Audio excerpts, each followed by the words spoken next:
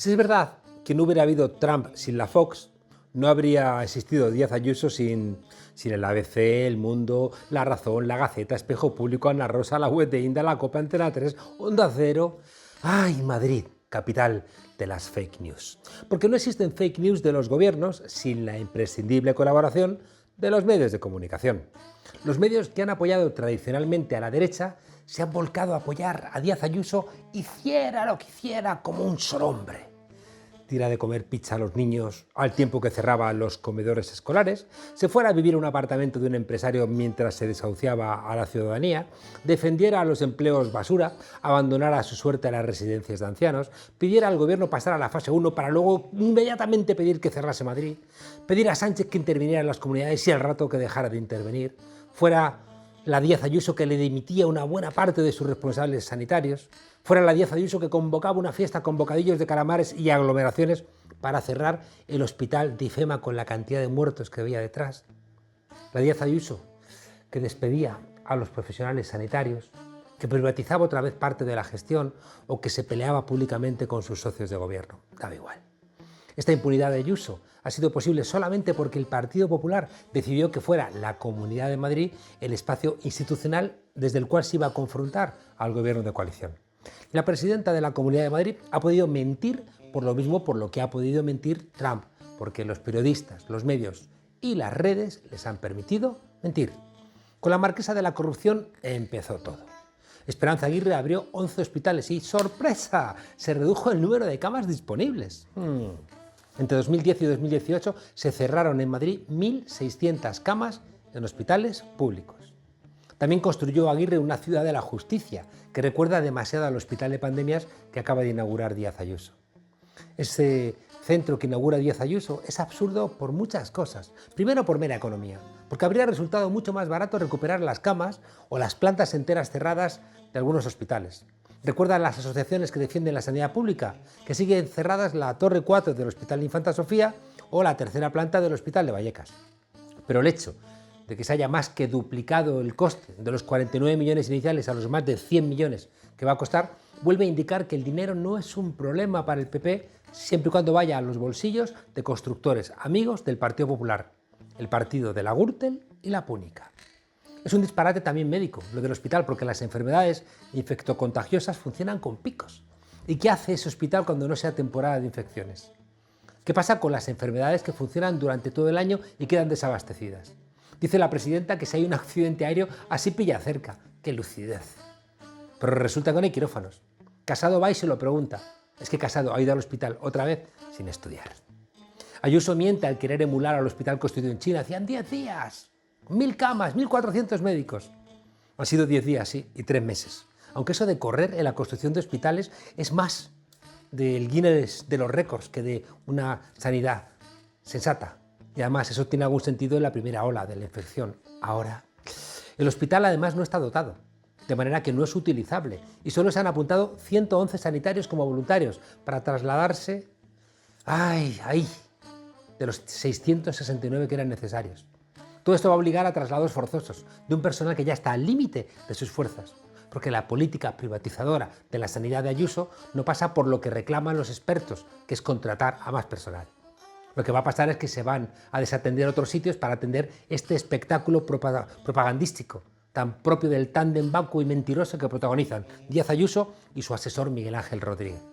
Todo esto sostenido, por supuesto, por los medios que patean todos los días el artículo 20 de la Constitución, que reclama información veraz y que no falte al honor, a la dignidad, en fin, y que se trata, ya digo, de mentiras que propaga la derecha porque los medios de comunicación afines se lo permiten.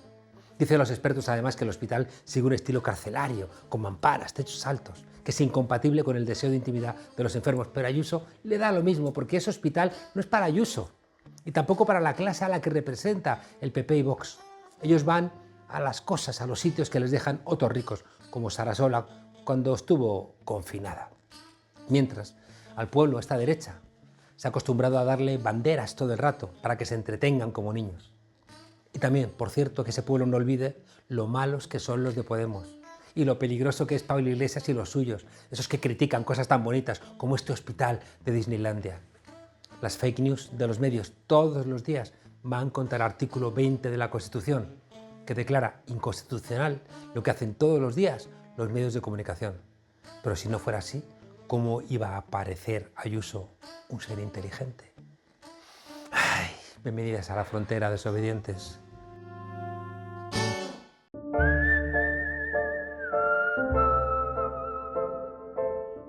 Los presupuestos generales del Estado viven esta semana su último recorrido en el Congreso para ser aprobados. 176 votos hacen falta y por lo que parece el Gobierno ya ha respaldado su decisión con 186, una mayoría más que de sobra.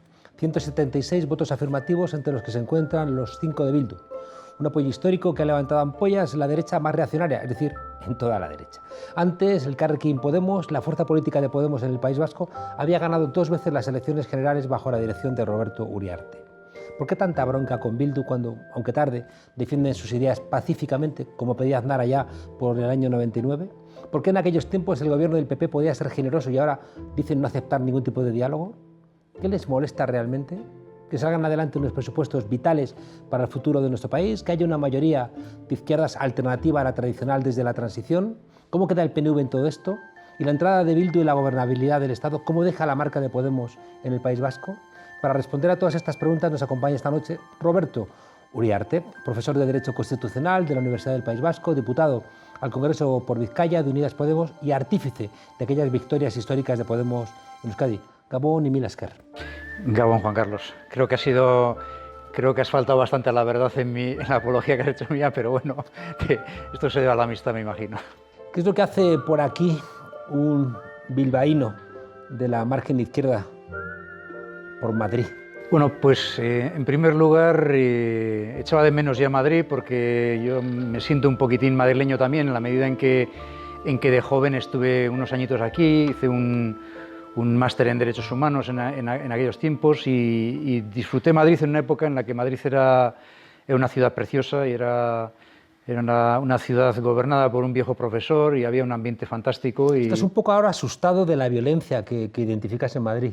Sí, un poquito sí, veo mucha agresividad y bueno, pues de alguna forma en la medida en que en Euskadi pues hemos vivido unos años realmente tremendos, ¿no? Aquellos años de plomo que se llamaban y que ahora empieza a recuperarse la convivencia y bueno, pues una cierta cordialidad, una cierta amabilidad incluso en el debate político. Es una pena ver que Madrid va un poquito para atrás en esta cuestión, ¿no? Y eso me entristece un poquito. Cuando yo estuve aquí de joven, pues el ambiente que había en Madrid era muy positivo, muy vanguardista, muy amable, en fin, era una ciudad muy acogedora y bueno, me parece que está perdiendo un poquito en ese sentido. ¿Y esa crispación política se traduce en crispación en los bares, en las calles? ¿Prácticamente se percibe en el ambiente? Se percibe en el ambiente, sí. Por ponerte un simple ejemplo, estando en el momento de pandemia, ¿no? Que pues teníamos que venir a trabajar al Congreso y yo me iba a un Ultramarinos, a una tiendita a tomarme un café allí que te daban por la mañana y había un cartel puesto como diciendo tú verás lo que haces, pero cuando tengamos la próxima crisis, si les compras a los chinos la próxima vez te darás cuenta que nos dejan abandonados y tal. Era, en lugar de hacer algo amable, de ¿por qué no compras en el comercio de cercanía, a la gente local? Era lo contrario, no era una forma agresiva de decir lo mismo y se le quitaban casi las ganas de consumir en aquel sitio, ¿no? Un tono un poquito, en fin, que no es el más agradable. Hablando de bronca, parece que en el Parlamento solamente existen los presupuestos y la bronca. Tú eres diputado. ¿Qué está haciendo el Parlamento? Bueno, no sé, yo te diré lo que hago yo, ¿no? En concreto, sí que veo que hay mal ambiente, pero también veo que todo el mundo habla que qué malo esto de la crispación. Parece que a nadie le gusta, pero todo el mundo la practica y la reproduce, ¿no? Y entonces esto es como la pescadilla que se muerde la cola. Yo personalmente lo que creo que hay que hacer es lo contrario, cambiar de hábitos, de modales y de costumbres, intentar, digamos, tejer redes, ser empático con la gente que tiene otras ideas y que están en otros grupos e intentar llevar ese ambiente que muchas veces no es tan malo fuera del hemiciclo, porque en el hemiciclo se teatraliza mucho, se genera un ambiente un poco feo que se transmite a la ciudadanía cuando luego en la cafetería el ambiente es bastante más amable, ¿no? Entonces yo, pues partiendo un poquito de esa idea, pues he creado un intergrupo que hoy mismo nos ponemos en marcha, tenemos nuestra primera reunión, un intergrupo en que habrá una persona con perfil amable de cada uno de los grupos políticos y crearemos un grupo, digamos, de parlamentarios de todos los grupos diferentes para intentar promover un poquito las buenas prácticas. No se trata de decir qué feo esto de la crispación, oiga, ¿por qué no hacemos algo por mejorarla? ¿Por qué no creamos iniciativas, digamos, de relacionarnos mejor entre los grupos y de ayudar a generar un buen clima en la Cámara, ¿no? Como el que pueden tener los países que mejor están afrontando esta crisis, como pueden ser países como Nueva Zelanda o países del norte de Europa, que tienen otra forma de relacionarse políticamente y que eso en momentos como estos tan graves, pues yo creo que es una urgencia. ¿Va a haber gente de Vox en ese pues, intergrupos? Pues desde Vox hasta Bildu todos han dicho que sí, así que por ahora... Escuchando a los portavoces del PP cada miércoles o de Vox, no sé si van a ser muy receptivos. Bueno, a las recomendaciones amables de ese intergrupo. Sí, todo el mundo es poco optimista, pero bueno, la peor batalla es la que no se intenta, ¿no? Eso nadie mejor que tú lo sabe, que eres un activista de 24 horas al día, ¿no? Hay que intentar las cosas, si no salen, no han salido. Esto no tiene nada que ver, digamos, con colaboración política, es decir, yo soy partidario de que hay determinadas ideas con las que no se colabora, pero digamos que las relaciones de trabajo, cuando se está en un ambiente de trabajo, el hecho de que se respeten los silencios cuando la gente habla, quiero decir que son cosas mucho más básicas, ¿no? Incluso, yo lo que siempre digo, ¿no? Pues ¿cómo vas a colaborar? Digo, a ver, incluso en las guerras hay amnisticios, los ejércitos se juntan de vez en cuando para declarar un alto el fuego, es decir, tú puedes, en la medida en que la política es una continuación de la guerra por otros medios o viceversa, pues también puedes, digamos, intentar que la relación no se vaya agravando el clima y no se vaya generando ese ambiente tan desagradable que a veces transmitimos, ¿no? ¿Y estáis haciendo los diputados algo más que aprobar los presupuestos? Bueno, los diputados estamos haciendo muchas cosas aparte de aprobar los presupuestos. Pero antes, cuando preguntabas, ¿no? Decías que se ha ampliado la mayoría, que hay una mayoría importante en estos presupuestos. Muchas de las cosas que le pasan a este país le pasan porque las cosas se comunican mal o porque no se saben, ¿no? Porque yo, por ejemplo, que soy un diputado novato, es mi primera legislatura, bueno, salvo los meses de la fallida, hay cosas que me sorprenden enormemente. Son los primeros presupuestos que veo aprobarse, porque íbamos con aquellos viejos presupuestos Montoro que se repetían continuamente.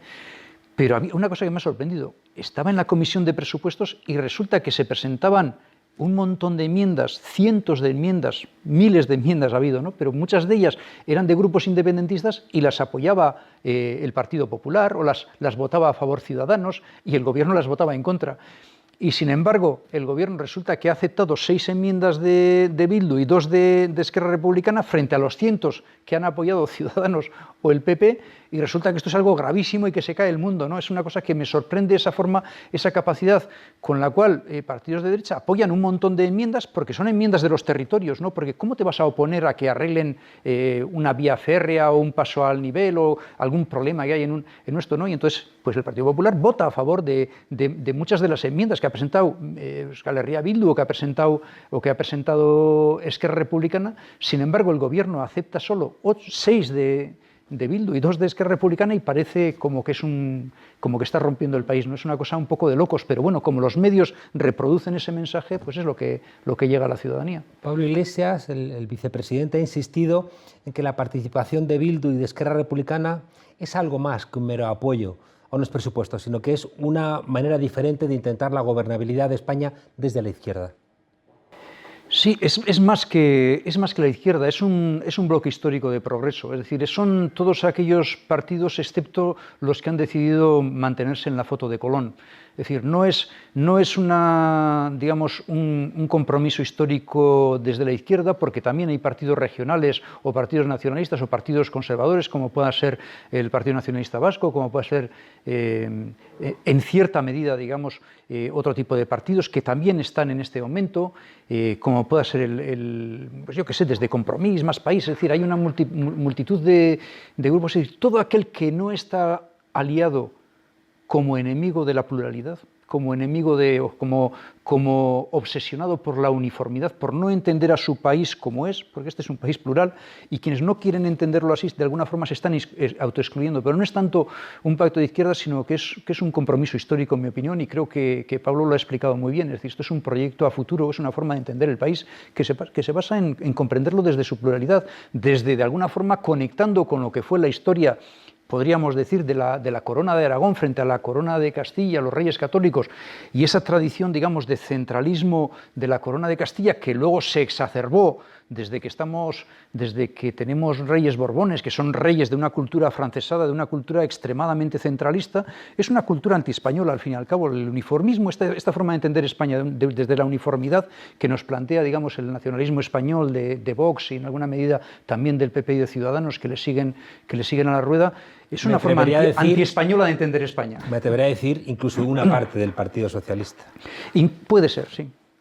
Oye, ¿qué significa, Roberto, tú que has peleado siempre contra la violencia en el País Vasco, que has sufrido la violencia como profesor, ¿no?, de Derecho Constitucional en la Universidad del País Vasco, que siempre, ya digo, te has posicionado en contra de ese quehacer que tanto enturbiaba, ¿no?, la convivencia? ¿Qué significa que EH Bildu aporte esos 5 votos a los presupuestos? Es muy difícil de explicarlo, ¿no? Esto muchas veces, te lo he comentado alguna vez, que hay gente que me comenta, ¿no?, es que tú tienes el síndrome de Estocolmo, ¿no? O sea, antes eras muy beligerante, digamos, con la izquierda abertzale, y ahora en cambio has cambiado. Digo, no, yo no he cambiado nada. El problema es que si alguien quiere hablar conmigo, lo que primero que tiene que hacer es dejar de encañonarme. Es decir, para mí hay un antes y un después, y es el día que te entrega las armas. Sí es verdad que hay cosas que falta por hacer. Es decir, clarísimamente, no se puede andar a estas alturas haciendo apología de los victimarios, no se puede andar haciendo ongi et torris o recibimiento. Es decir, no se puede exacerbar el dolor, y en ese sentido creo que hay que dar pasos positivos. Creo que las últimas declaraciones de don Iñarritu, que por cierto nunca en su vida estuvo a favor de la violencia, fue alumno mío, un buen alumno además, y yo sé perfectamente de su compromiso de toda la vida, ¿no? Pero creo que por ahí se pueden hacer avances. Pero creo que lo que marca la línea es el hecho de que se entreguen las armas. Es decir, ese día hay un antes y un después, y ese día la sociedad vasca puede empezar a perdonarse a sí misma, puede empezar a reconciliarse consigo misma, puede empezar a tender puentes, puede empezar a celebrar las Navidades conjuntamente los familiares, porque antes siempre había alguna persona de la familia que le había perjudicado, que había sentido violencia o que había recibido la violencia, las amenazas, tanto digamos, no solo por las amenazas o por el daño de ETA, también de los grupos parapoliciales, del GAL, etc. Es decir, había muchísima violencia en la sociedad, había muchísimas dificultades de entendimiento, y yo creo que los pasos que ha dado la izquierda abertzale van por el buen camino. Me gustaría que fueran más profundos y que fueran más rápidos, pero en todo caso, cuando algo va por el buen camino, pues hay que animarlo y hay que impulsarlo. La derecha siempre está reclamándole a Bildu la condena del terrorismo, y a mí me sorprendió mucho la declaración de una persona como Margallo, que es ministro, ha sido ministro de Asuntos Exteriores, reconociendo que le había dicho una dirigente del Partido Popular del País Vasco que desde que ETA no les mataba se habían quedado sin proyecto político, ¿no? Parece que hay una necesidad constante, ¿no?, de apelar a la violencia, a ETA, que expresa una ausencia de proyecto político alternativo. Sí, antes hablábamos de la contradicción que suponía el que el Partido Popular o Ciudadano aprueben docenas y docenas de enmiendas de partidos independentistas, y luego, si alguna de ellas la acepta el gobierno, resulta que es un gobierno que lo rompe todo, ¿no? A ver, el propio Maroto, siendo alcalde de Vitoria, hace años, cuando ETA mataba, antes de que entregara las armas, es decir, él pactaba con Bildu, y él decía que era bueno, que había que hablar con todos los actores políticos. Esto es algo absurdo, quiero decir, todos los presidentes del gobierno, muy especialmente Aznar, digamos, negociaron con ETA, como es normal. Los ejércitos, incluso cuando se combaten, firman sus amnisticios y hacen llegan a sus acuerdos, ¿no? Entonces, esto es algo demencial que hoy en día vuelvan otra vez para atrás, ¿no? Pero es lo que dices tú, es que en el fondo se han acostumbrado a hacer política con lo fácil, y es mucho más difícil hablar de cómo hay que hacer frente a la pandemia, o de cómo tenemos un sector público que haga de tractor de la economía, o cómo incentivar la demanda. Estos son temas mucho más complejos que hablar todo el día de ETA Cuba Venezuela, ETA Cuba Venezuela, ETA Cuba Venezuela. Claro, uno se aprende, digamos, un mantra, pues es mucho más fácil hacer política, porque no hay que trabajar, no hay que prepararse enmiendas, no hay que trabajar los temas que son complejos, ¿no? En una sociedad del conocimiento, en el siglo XXI, en un país, digamos, muy desarrollado como es este, en cierta forma, pues hacer política es más complejo que decir ese tipo de barbaridades, que eso simplifica, ¿no? Recuerdo Felipe González alabando al corrupto Pujol y el corrupto Pujol alabando al gobierno y en concreto a Felipe González, que en ese momento estaba atenazado, ¿no?, por los GAL y la acusación de quién era y quién dejaba de ser el señor X. Vemos ahora que se sustituyen esos apoyos históricos de Convergencia y Unió y del PNV a la gobernabilidad del Estado por En Comú Podem y Esquerra Republicana de Cataluña y el Elkarrekin Podem y Bildu en el País Vasco. ¿Cómo queda en todo esto el PNV? Bueno, el PNV, digamos, en este momento no está... Es decir, tiene el momento en el cual tiene la mayor concentración de poder que ha tenido nunca.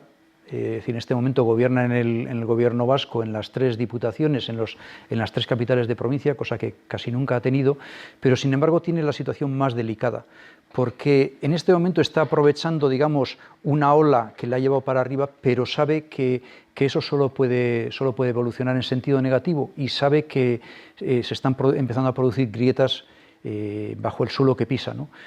¿Por qué? Porque esto es algo que es difícil de entender en otros territorios para quien no lo conoce, pero es que la situación tan cómoda que disfruta el PNV en el País Vasco no la disfruta gracias solo a su fuerza, sino básicamente gracias a la debilidad de sus rivales.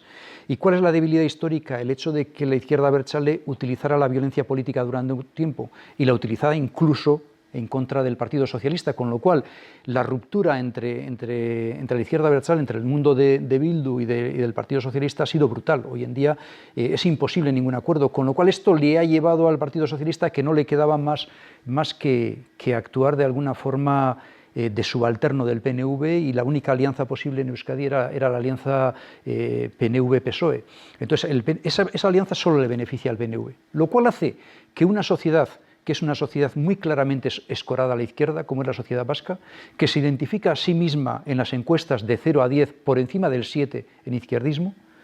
Sin embargo, resulta que está gobernando un partido conservador que, traducido al castellano, se llama el Partido Vasco de Dios y la Ley Vieja, ¿no? El Partido Vasco de Dios y los Fueros, es el nombre en euskera del Partido Nacionalista Vasco, ¿no? Esto es una contradicción que la gente no la consigue entender, que una sociedad, digamos, donde prácticamente no existe una cultura contraria al feminismo, contraria a la igualdad, contraria a los extranjeros, es impermeable el País Vasco a eso, hasta ahora lo ha sido al menos, es una sociedad bastante progresista y sin embargo gobierna un partido conservador, y es consecuencia de eso, de la incapacidad o de los vetos cruzados históricos de las mochilas que llevan el Partido Socialista y Euskal Herria Bildu en la sociedad vasca.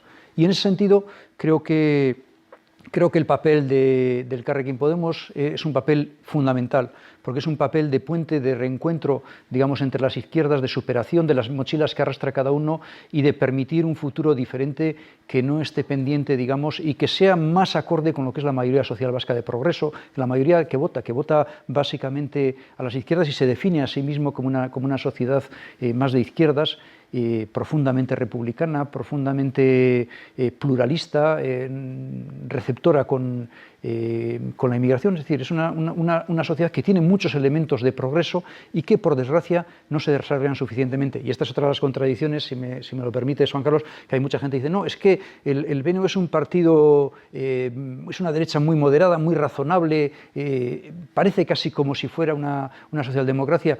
Es que no le queda otra. Es decir, el Partido Nacionalista Vasco en su momento dejó de ser un partido demócrata cristiano, que se definía como demócrata cristiano, y hoy en día hace una política puramente populista. Y en la medida en que la sociedad vasca es una sociedad, digamos, escorada a la izquierda, pues tiene que hacer unas políticas que se puedan vender en esa sociedad. Pero no es, digamos, que es el partido menos progresista de los que hay en el tablero político vasco, a pesar de que no es, digamos, tan de derechas como pueden ser sus referentes a nivel estatal. La colaboración del Gobierno de España, el Gobierno de coalición, con el Partido Socialista, con Unidas Podemos, con Euskal Herria Bildu y con Esquerra Republicana de Cataluña, una colaboración buscada principalmente por Unidas Podemos. ¿Cómo deja al Elkarrekin Podemos en Euskadi y cómo deja a En Comú Podem en Cataluña? Bueno, es un reto. Es un reto, quiero decir que todas las situaciones complejas, difíciles, lo que son es un reto para para reinventarte, ¿no? Para tener tu propio proyecto y para sacarlo con personalidad. Yo creo que la situación básicamente es buena para la ciudadanía vasca. Es decir, esto lo que genera es un ambiente en el cual desaparecen esas mochilas que te decía, ese tipo de vetos cruzados, y lo que habla es una expectativa de oportunidad. Cuando hay un espacio de oportunidad, pues depende de cada uno cómo juegue sus cartas, ¿no? Y yo creo que hasta ahora Podemos, en la medida que carece de mochilas, que carece, digamos, de ese tipo de arrastrar esas mochilas históricas que arrastran los demás partidos, creo que tiene una posibilidad de introducirse en un espacio de centralidad en el País Vasco que le permite ser muy flexible, le permite adaptarse y le permite, digamos, transformar hacia políticas progresistas, pero eso va a depender de nuestra propia capacidad de ofrecer un proyecto ilusionante a la ciudadanía, de no desviarnos de nuestros orígenes, de ser aquello para lo que nacimos, de no desviarnos de nuestro recorrido, de saber que somos gente de la calle, que estamos para practicar no el populismo, le llamaría yo, sino la democracia de proximidad, es decir, ser gente más, ser ciudadanos de más y vivir como ellos y preocuparnos por sus problemas y meternos en su vida. Y en esa medida, en la medida en que seamos capaces de crear ese proyecto, pues creo que nuestro futuro en Euskadi es muy, muy positivo y muy, muy optimista. La diferencia entre la suerte de Podemos en las últimas elecciones en Galicia y en Euskadi, donde vosotros aguantasteis el tipo, tiene que ver con cierta presencia, con una renovación y con el mantenimiento, ¿no?, de una marca que tenía sentido en tanto en cuanto representaba los intereses de Euskadi, pero estaba hermanada con una fuerza política estatal que rompía con el mantra de los independentistas: España es irreformable. Y de alguna manera vuestro hermanamiento con Podemos en el conjunto del Estado, un Podemos que se declara federalista y republicano, le da más sentido, ¿no?, a una fuerza política como el Elkarrekin Podemos. Sí, pero Juan Carlos, a mí me gusta, es decir, no me gusta llamarle al pan pan y al vino vino, ¿no? Y hay cosas que nosotros hemos hecho mal y hay que decir las cosas claramente. Es decir, probablemente pues, nuestros resultados no fueron tan malos como puede ser en Galicia, pero no fueron unos resultados buenos, no son los resultados positivos que tenían que ser. ¿Y por qué no lo son? Porque tengamos un proyecto erróneo en absoluto. Es decir, la sociedad vasca ya nos lo ha dicho y nos lo ha dicho por 2 veces, que cree en nuestro proyecto, que cree en ese proyecto, que es un proyecto de transformación social profunda, profundamente vinculado con el feminismo, profundamente vinculado con el ecologismo y profundamente consciente de la plurinacionalidad. El problema es que, en mi opinión, cuando la ciudadanía vasca no ha salido a votar, porque es falso los análisis que se hacen, y si quieres lo podemos entrar un poquito más a fondo, son erróneos los análisis que piensan que ha habido un desplazamiento de voto. Lo que ha habido es simplemente que ha votado mucha menos gente y otros partidos, digamos, que han mantenido más su espacio. Y sin embargo, mucha gente que en el momento, digamos, más fuerte, 2014-2015, apostó en Euskadi, pues de alguna forma no se ha animado. ¿Y no se ha animado por qué? Pues porque en el nivel orgánico, en el nivel organizativo, no lo hemos hecho todo lo bien que lo podíamos hacer. Y las cosas hay que llamarle por su nombre, ¿no? Y hay que decir que eso lo tenemos que hacer mejor. Tenemos que ser una organización cohesionada. Sin cohesión es en balde que tengas las mejores ideas, el mejor proyecto. Si no das una sensación de una organización cohesionada, que sepa funcionar, digamos, manteniendo la pluralidad de ideas, pero manteniendo que vamos todos al unísono, que no va cada uno como el ejército de Pancho Villa, y eso no lo hemos hecho del todo bien. Hay que reconocerlo, que se puede mejorar muchísimo y tenemos que crear una organización cohesionada. Si no somos capaces de trabajar a la limón, es decir, si esto que te decía yo, que tenemos que llevarlo, digamos, a la vida política y tenemos que relacionarnos de una forma más cooperativa con las demás organizaciones, con los demás partidos, lo tenemos que hacer mucho más a la interna. Podemos tiene que ser una organización mucho más cohesionada, mucho más unida. Parece que las elecciones locales, autonómicas, ya no es Pablo Iglesias el que tiene que tirar de Podemos, sino que os va a corresponder a vosotros en los territorios hacer vuestra tarea. Es que como tire más, Pablo revienta, ¿no? Creo que no se puede fiar a las personas. Esto forma parte de la cultura de otros países, de los países presidencialistas, por ejemplo, ¿no? Si tú vas bueno, tú conoces bien Latinoamérica o la propia Norteamérica, otros países que no son parlamentarios, que son presidencialistas, siempre confían en que una persona va a llegar que prácticamente lo va a hacer todo, ¿no? Y parece que cada decisión política que se toma es que nuestro presidente nos ha dado esto, nos ha quitado esto. Es decir, la cultura nuestra es una cultura parlamentaria y no se puede fiar en personas solas. Es decir, hace falta, las organizaciones tienen que ser organizaciones plurales, pero a la vez que tienen que ser muy plurales, tienen que ser muy cohesionadas. Conseguir unificar esas dos cosas es, digamos, la cuadratura del círculo, ¿no? Nos hemos comido el tiempo, pero no puedo dejar de preguntarte por Irún, donde acaba de entrar el Elkarrekin Podemos en el gobierno. ¿Qué significa? Pues significa mucho más de lo que la gente pueda creer o entender a primera vista. Nosotros gobernamos en Rentería, que es un pueblo vecino, Rentería es un pueblo vecino a Irún, y gobernamos con Euskal Herria Bildu y vamos a gobernar ahora con el PSOE en Irún. Esto es un elemento magnífico, porque hasta ahora, como te decía antes, por esas mochilas históricas y vetos cruzados que hay entre Euskal Herria Bildu y el PSOE, pues resulta que el PSOE se veía obligado a pactar con el PNV. Esto rompe esa lógica y empieza, digamos, a resquebrajar esa idea de que no hay otro pacto posible, otra forma de gobernación en Euskadi que el acuerdo entre el PNV y un PSOE muy subalterno del PNV que prácticamente carece de perfil. Hay posibilidades de buscar otros pactos, hay posibilidades de llegar a acuerdos de progreso. En Errentería, vecina a Irún, se gobierna el Elkarrekin Podemos con Euskal Herria Bildu. En Irún va a gobernar con el Partido Socialista y esto abre esperanza para la mayoría social vasca de progreso, al menos desde la identificación que nosotros hacemos, de que quepan mayorías distintas de la actual mayoría, que es una mayoría basada en un bipartito, en dos partidos, pero en el cual uno de ellos funciona de una forma extremadamente subalterna y quien maneja el cotarro, por decirlo así, es el PNV. ¿Otegi ayuda a este proceso de transformación democrática o le ocurre como a Carrillo durante la transición, que su vinculación con el pasado lo convierte en un lastre? Yo creo que Otegi le tiene que escuchar más a Jon Iñarritu, le tiene que escuchar más a Óscar Matute, y no creo que es una idea mía, creo que todo el mundo lo está diciendo, quiero decir que la vieja guardia de alguna forma tiene que retirarse un poco. Es mi opinión, yo tengo buena relación con él y en lo humano pues me parece una persona, en fin, pues como todo el resto de la gente, pero creo que no solo en Euskal Herria Bildu, sino en general en los partidos, creo que la vieja guardia de los partidos, esta gente que son profesionales, que llevan 30, 40 años al pie del cañón, tienen que respirar savia nueva, ¿no? Escuché una vez por la radio un discurso y dije, este es de Podemos, ¿quién es? ¿No? Y no caía y terminó y era Otegi. Me parecía que se había podemizado.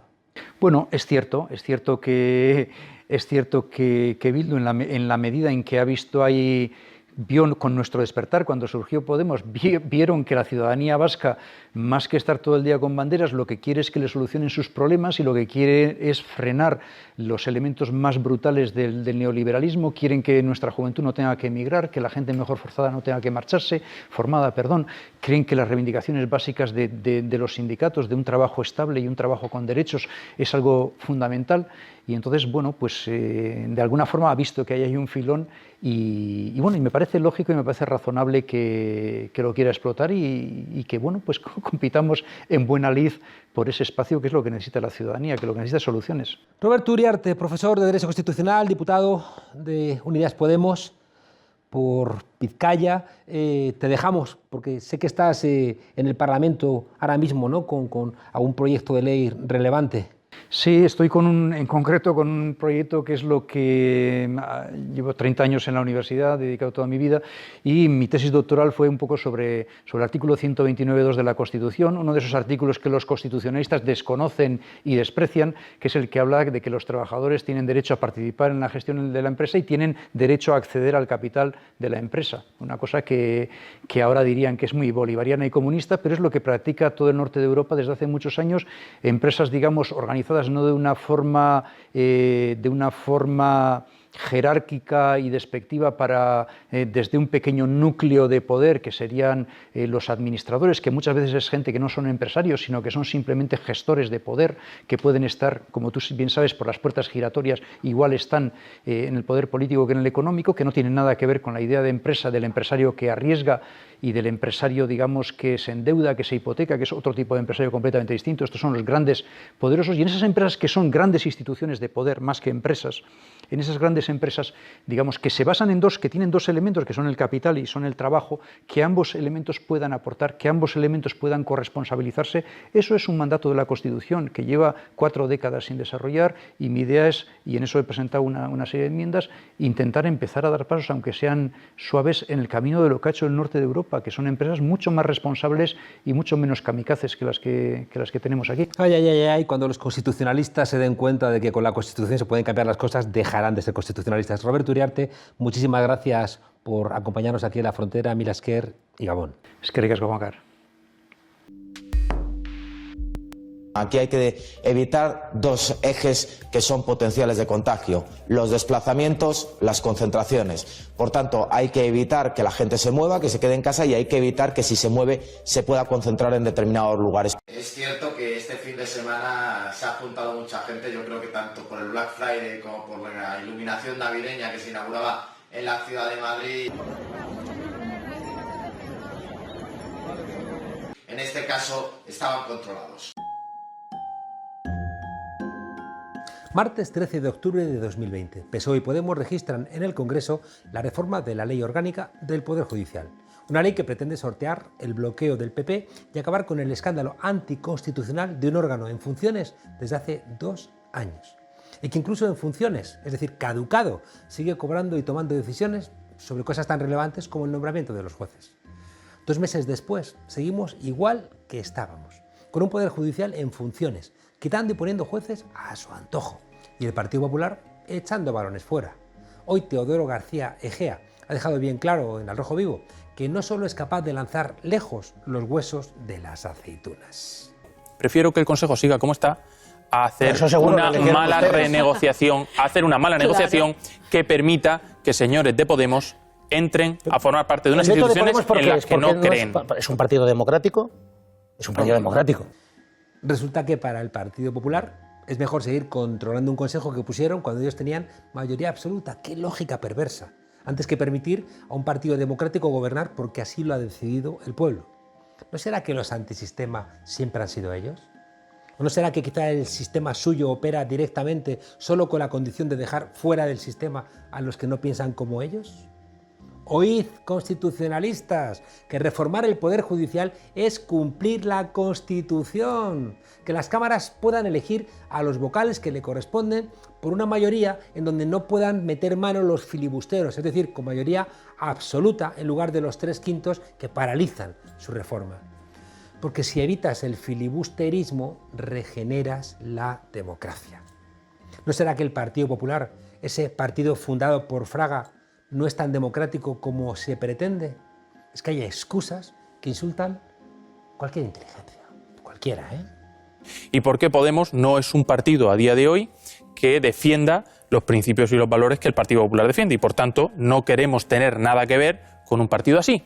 ¿Acabáramos? ¿Pero desde cuándo en una democracia todos los partidos tienen que compartir los principios y valores para poder establecer un diálogo? ¿Es que acaso le pedimos al PP para negociar que deje de ponerle velas cada noche a Francisco Franco de todos sus dolores? Aunque en el fondo tampoco es extraño saber que el Partido Popular se ha quedado anclado en aquella democracia orgánica de Francisco Franco, basada en la Italia de Mussolini, en donde todos necesariamente compartían principios y valores. Eso o terminabas en Carabanchel. Carabanchel cárcel o Carabanchel cementerio. 2 meses lleva el Partido Popular mareando la perdiz, que si ETA, que si Venezuela, que si el rey, que si el moño de Pablo Iglesias, y mientras el Consejo en funciones, ese que pusieron ellos situando a jueces afines en puestos clave de la Audiencia Nacional o del Tribunal Supremo. Esos son los principios y valores democráticos del Partido Popular. Hacer siempre su santa voluntad, poder nombrar jueces amables que no vean cajas B en la Gürtel, jueces que no tengan la imaginación suficiente para poder decirnos quién puede ser M. Rajoy, Magistrados que miren para otro lado cuando Pablo Casado necesite ampliar su currículum con otro máster. Esa es la justicia y la democracia que quiere el Partido Popular. Pero los españoles, no. Los españoles queremos una democracia y una justicia que merezcan ese nombre. Hasta mañana, desobedientes.